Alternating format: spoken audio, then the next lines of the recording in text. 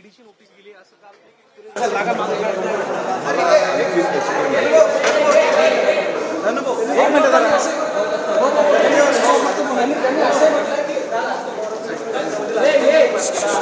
काहीही राजीनामा वगैरे दिलेला नाही.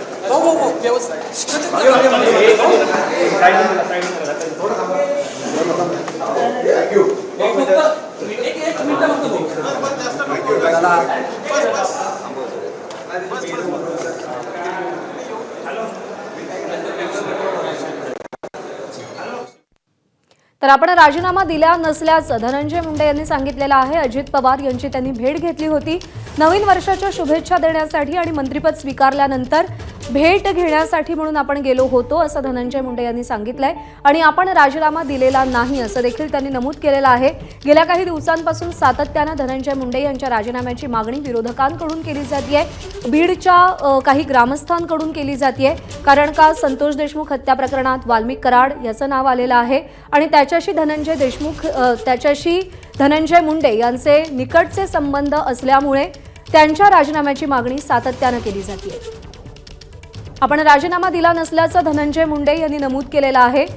धनंजय मुंडेंच्या राजीनाम्याची मागणी सातत्याने केली जाते, त्यांच्यावर कारवाई केली जावी अशी मागणी केली जाते, पण जोपर्यंत त्यांच्या विरोधात पुरावे सापडत नाहीत तोपर्यंत त्यांचा राजीनामा घेतला जाणार नाही असं अजित पवारांनी स्पष्ट केलंय। त्यासोबत छगन भुजबळ यांनी देखील काल धनंजय मुंडे यांची पाठराखण केली। त्यांच्या विरोधात जोपर्यंत कोणताही पुरावा सापडत नाही तोपर्यंत त्यांचा राजीनामा मागणं हे चुकीचं असल्याचं छगन भुजबळ देखील म्हणालेले आहेत। अन्न व नागरी पुरवठा हे खातं आहे धनंजय मुंडेंकडे आणि सध्या त्यांच्या राजीनाम्याची मागणी जोर धरतीये।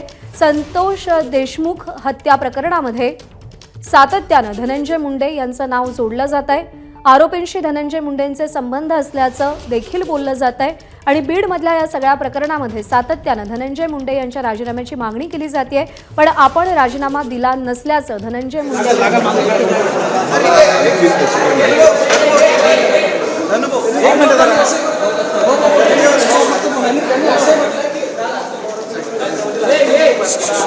काहीही राजीनामा वगैरे दिलेला नाही.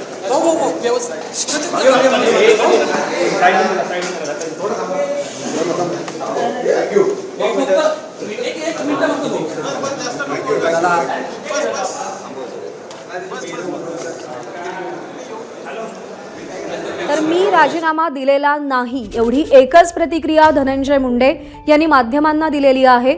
संतोष देशमुख हत्या प्रकरण सध्या राज्यभर गाजतंय आणि यामध्ये धनंजय मुंडे यांच्या राजीनाम्याची मागणी विरोधकांकडून केली जाते। एवढंच नव्हे तर भाजपच्या सुरेश धस यांनी देखील धनंजय मुंडेंवरती आरोप केलेले आहेत आणि त्यांच्या राजीनाम्याची मागणी केली आहे। राष्ट्रवादीच्या पक्षश्रेष्ठींकडून वरिष्ठ नेत्यांकडून धनंजय मुंडे यांची पाठराखण केली जाते। जोपर्यंत त्यांच्या विरोधात पुरावे आढळत नाहीत तोपर्यंत त्यांचा राजीनामा मागणं चुकीचं असल्याचं छगन भुजबळ म्हणाले। निलेश बुधावले आपले प्रतिनिधी सध्या आपल्यासोबत आहेत। निलेश, गेल्या काही दिवसांपासून धनंजय मुंडेंच्या राजीनाम्याची मागणी होतीये, आपण राजीनामा दिलेला नाही असं धनंजय मुंडे म्हणतात, नेमकं काय घडतंय? प्रज्ञा, कालपासूनच धनंजय मुंडेंच्या राजीनाम्याच्या बातम्या माध्यमांमध्ये येत होत्या, मात्र ज्यावेळेस एबीपी मदानं धनंजय मुंडेंची बातचीत केली त्यावेळेस त्यांना स्पष्ट केलं होतं की ना अजित पवारांना मला राजीनामा मागितला ना मी राजीनामा दिलेला आहे। आज देखील ज्यावेळेस धनंजय मुंडे काही वेळापूर्वी मंत्रालयात दाखल झाले त्यावेळेस देखील माध्यमांशी बोलताना त्यांना स्पष्ट केलेलं आहे की मी राजीनामा दिलेला नाही। एकंदरीतच बीडच्या प्रकरणानंतर प्रचंड प्रमाणात त्यांच्यावर दबाव निर्माण झाला होता, किंबहुना राष्ट्रवादी काँग्रेस पक्षावर देखील दबाव निर्माण झाला होता आणि धनंजय मुंडे यांचा राजीनामा घेतला गेला पाहिजे अशा पद्धतीची मागणी होताना पाहायला मिळत होती। सर्वसामान्यांच्या ज्या पद्धतीने मागणी होती त्यानुसार राजकीय वेगवेगळ्या पक्षाचे जे नेते आहेत त्यांच्याकडून देखील ही मागणी येत होती, खास करून सत्ताधारी पक्षातल्या आमदारांच्या वतीने देखील ही मागणी करण्यात येत होती। मात्र काल आत्ता धनंजय मुंडे यांना एबीपी माझाशी बोलताना स्पष्ट केलंय की राजीनामा कुठल्याही प्रकारे मी दिलेला नाहीये आणि राजीनामा देण्याचा प्रश्न येत नाही अशा पद्धतीची सूचक प्रतिक्रिया त्यांना या निमित्तानं बोलताना दिलेली आहे। प्रज्ञा, निलेश, धनंजय मुंडेंच्या राजीनाम्यासंदर्भात पक्षातल्या वरिष्ठ नेत्यांची पक्षश्रेष्ठींची भूमिका नेमकी काय? ज्यावेळेस अजित पवारांशी बातचीत करण्याचा प्रयत्न केला त्यावेळेस त्यांना यावर बोलायला नकार दिला, मात्र एबीपी माझ्याला विश्वसनीय सूत्रांची जी माहिती आहे त्यानुसार जोपर्यंत गुन्हा सिद्ध होत नाहीये किंवा धनंजय मुंडेंचा या प्रकरणात सहभाग आहे अशा प्रकारची माहिती जोपर्यंत येत नाही तोपर्यंत कुठल्याही प्रकारे त्यांचा राजीनामा घेतला जाणार नाही अशा पद्धतीची भूमिका पक्षामध्ये असल्याचं पाहायला मिळत आहे। पक्षातलेच वरिष्ठ नेते असणारे छगन भुजबळ यांनी देखील काल एक महत्त्वाची भूमिका मांडल्याचं पाहायला मिळालं। त्यांना स्पष्ट केलं की जोपर्यंत गुन्हा सिद्ध होत नाही तोपर्यंत राजीनामा घेऊ नका. त्यांना स्वतःबद्दलचं एक उदाहरण दिलेलं आहे की ज्यावेळेस माझ्यावर देखील एका भ्रष्टाचार प्रकरणी आरोप झाले होते, ज्या प्रकरणाचा मी तपास केला होता त्याच प्रकरणात मलाच दोषी धरण्यात आलं आणि माझा राजीनामा घेतला गेला. प्रत्यक्षात सीबीआयनं ज्यावेळेस चौकशी केली त्यावेळेस मला क्लीन चिट देण्यात आली होती. अशा पद्धतीची भूमिका त्यांना मांडली आणि त्यामुळेच धनंजय मुंडेंवर देखील कारवाई होऊ नये, जर ते दोषी असतील तर त्यांच्यावर कारवाई नक्की व्हायला पाहिजे, मात्र अद्याप त्यांचा राजीनामा नको अशा पद्धतीची भूमिका भुजबळांना मांडलेली आहे. एकंदरीतच राष्ट्रवादी काँग्रेस पक्षाची ही भूमिका असल्याचं आपल्याला पाहायला मिळते. प्रज्ञा. निलेश, आपण पाहतोय की विरोधी पक्ष नेते किंवा विरोधी पक्षातले नेते तर मागणी करतातच आहेत धनंजय मुंडेंच्या राजीनाम्याची, पण सरकारमधले नेते सुद्धा धनंजय मुंडेंच्या राजीनाम्याची मागणी करतायत, ज्याच्यामध्ये सुरेश धस यांचं नाव अग्रेसर आहे. कुठेतरी महायुतीमध्ये या प्रकरणावरून आपल्याला तणाव निर्माण होताना दिसतोय. नक्कीच प्रज्ञा, कारण ज्या पद्धतीनं भाजपचे आमदार सुरेश धस मागणी करतायत तर खुद्द राष्ट्रवादी काँग्रेस पक्षातले आमदार देखील प्रकाशदादा सोळंके देखील मागणी करताना आपल्याला पाहायला मिळाले. त्यांना देखील स्पष्टपणे म्हटलं होतं की तपासावर कुठल्याही प्रकारचा तपासामध्ये इंटरफेरन्स होऊ नये आणि त्यामुळे कुठेतरी त्यांना मंत्रिपदापासून बाजूला व्हावं अशा पद्धतीची स्पष्टपणे भूमिका त्यांना मांडली होती. अशाच पद्धतीची भूमिका अनेक नेत्यांना सत्ताधारी पक्षातल्या मांडलेली आहे. त्यामुळं सत्ताधारी पक्ष या सगळ्या विषयावरून कुठेतरी अडचणीत असल्याचं पाहायला मिळतंय. तर राष्ट्रवादी काँग्रेस पक्ष आणि महायुतीतील इतर घटक पक्ष अशी देखील एक दुही निर्माण झाल्याचं आपल्याला पाहायला मिळतंय. कारण सुरेश धस पहिल्यापासूनच धनंजय मुंडेंवर त्या पद्धतीनं आरोप करतात, किंबहुना 2 दिवसांपूर्वीच त्यांना अजित पवारांचं थेट नाव घेऊन अजित पवार क्या हुआ तुम्हारा वादा अशा पद्धतीचीच एक भाषण केलं आणि त्यानंतर प्रचंड प्रमाणात सुरेश धस यांच्यावर टीका होताना पक्षाकडून पाहायला मिळालं. राष्ट्रवादीची स्पष्टपणे भूमिका आहे की अजित पवारांना ज्या पद्धतीनं आश्वासन दिलं होतं की आपण योग्य ती त्यांच्यावर कारवाई करू, जर ते दोषी असतील तर जोपर्यंत हा तपास पूर्ण होत नाहीये, वेगवेगळ्या SIT स्थापन करण्यात आलेल्या आहेत, त्यांचा जोपर्यंत रिपोर्ट येत नाही तोपर्यंत कुठल्याही प्रकारची कारवाई होणार नाही अशा पद्धतीची भूमिका घेण्यात आली आहे. स्वपक्षातले नेते राजीनाम्याची मागणी करतातच आहेत. अजित पवार सुद्धा जर तरची भाषा करतायत. काहीसे एकटे पडलेत धनंजय मुंडे या प्रकरणात. खरं तर मध्यंतरीच्या काळात आपण पाहिलं तर कोणीही धनंजय मुंडेंच्या बाजूने बोलायलाच तयार नव्हतं. अजित पवार परदेशामध्ये होते, पक्षाकडून देखील कुठल्याही प्रकारची प्रतिक्रिया येत नव्हती. प्रदेशाध्यक्ष सुनील तटकरे केवळ यांनी एक प्रतिक्रिया यावर दिल्याचं पाहायला मिळालं होतं. मात्र काल ज्या पद्धतीनं छगन भुजबळ यांची पत्रकार परिषद झाली आणि त्यांना एक प्रकारे धनंजय मुंडेंची पाठराखण करत कुठेतरी त्यांना पाठिंबा या संपूर्ण प्रकरणामध्ये दिल्याचं पाहायला मिळालं की जोपर्यंत आरोप सिद्ध होत नाहीत तोपर्यंत कुठल्याही प्रकारची कारवाई नको अशी ठोस भूमिका त्यांनी मांडली होती.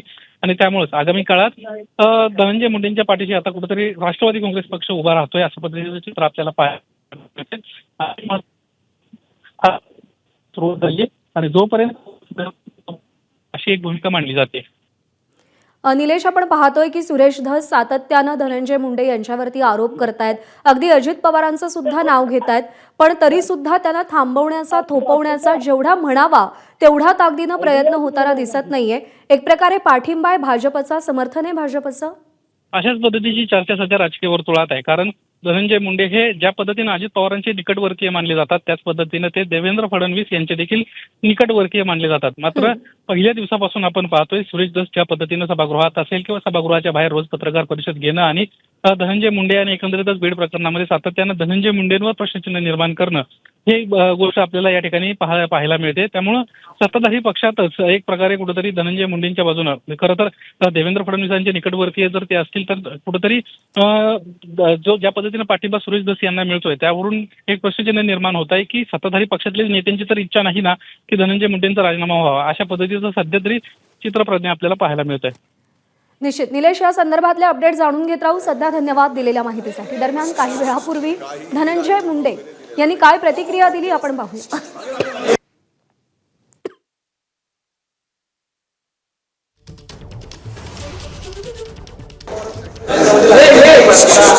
काहीही राजीनामा वगैरे दिलेला नाही.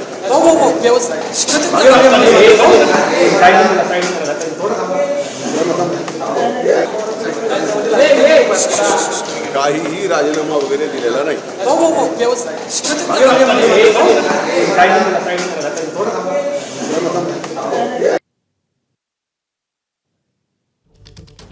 आणि शिवसेना ठाकरे गटाच्या नेत्या सुषमा अंधारे सध्या आपल्यासोबत आहेत. सुषमाताई नमस्कार. मी राजीनामा दिलेला नाही असं स्पष्ट वक्तव्य धनंजय मुंडे यांनी केलेलं आहे, पण त्यांचा राजीनामा घ्यावा अशी विरोधी पक्षाची प्रचंड मागणी आहे.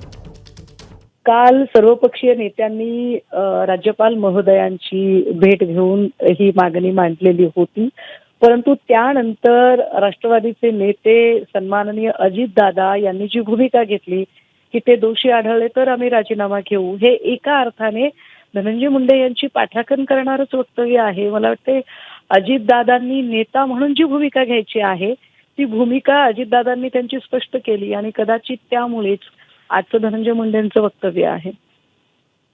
सुषमाताई, आपल्याला आठवत असेल तर महाविकास आघाडी सरकारच्या काळामध्ये ज्या ज्या मंत्र्यांवर नेत्यांवर आरोप झाले त्यांच्या राजीनाम्यासाठी तत्कालीन विरोधी पक्षानं प्रचंड पाठपुरावा केला होता. असा पाठपुरावा करण्यामध्ये सध्याचा विरोधी पक्ष कमी पडतोय असं वाटतं? नाही, एक लक्षात घ्या. महाविकास आघाडीच्या काळातही आणि त्याच्या आधीही म्हणजे धनंजय मुंडे ज्या पक्षात होते त्याच पक्षातली 2 उदाहरणं मी आपल्याला सांगितली पाहिजेत की अनिल देशमुख साहेबांवर जेव्हा आरोप झाले तेव्हा त्यांनी स्वतः म्हटलं की मी गृहमंत्री असताना माझ्याच खात्याकडून माझी चौकशी ही प्रभावित होण्याची शक्यता आहे, सबब मी राजीनामा देतो. जेव्हा की ते नंतरच्या काळामध्ये निर्दोष सिद्ध झाले होते तरीही त्यांनी राजीनामा दिला. दुसरी गोष्ट अशी की दिवंगत नेते RR आबा यांचा तर राजीनामा फक्त एक वाक्य उच्चारल्यामुळे झाला होता. जर ते एक वाक्य उच्चारल्यामुळे त्यांचा राजीनामा झाला होता म्हणजे ही सगळी जी नेते मंडळी आहेत ही नैतिकता पाळणारी नेते मंडळी होती. आता ही नैतिकता किंवा संजय राठोडांचा राजीनामा उद्धव साहेबांनी घेतला ती नैतिकता म्हणून घेतला, परंतु अजितदादा ही नैतिकता पाळणार आहेत का, हा खरा मुद्दा आहे.